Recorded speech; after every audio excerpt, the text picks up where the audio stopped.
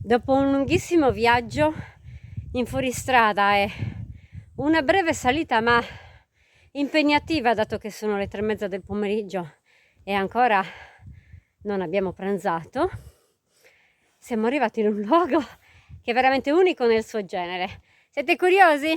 Allora io, Beniga di Gontu. Questo è Singurti d'Orgiu.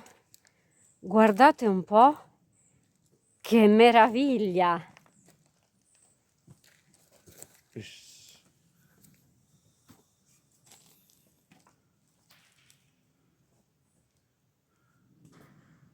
Sentite?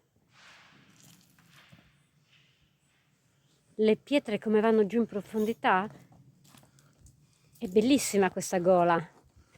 Per gli appassionati questo sicuramente è un luogo bellissimo per le loro discese, non possiamo dire scalata perché qui si va in verticale verso giù.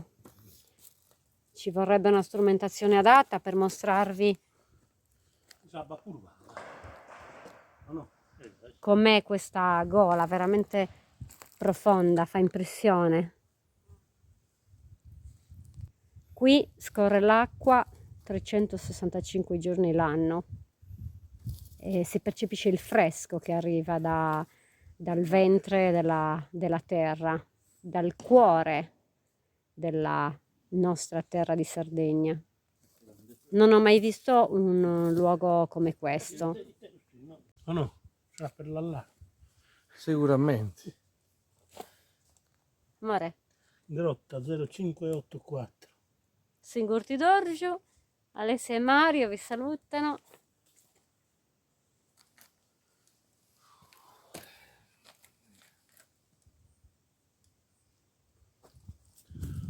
Alla prossima Qui c'è scarpinata. anche Narciso e poi la nostra guida, adesso non si vede,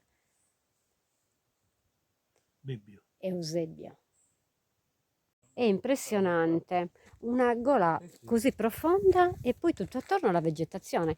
Notate come gli alberi siano cresciuti sulla roccia, tutto attorno, ed è ripidissima, c'è proprio una roccia che è verticale, è incredibilmente verticale e ci sono tantissimi alberi.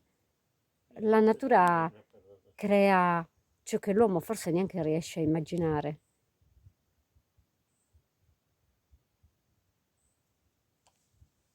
Vedete? Come dice Narciso, incantevole e incantati. Dovete rivolgervi a delle guide e farvi accompagnare perché questo è un luogo incantato.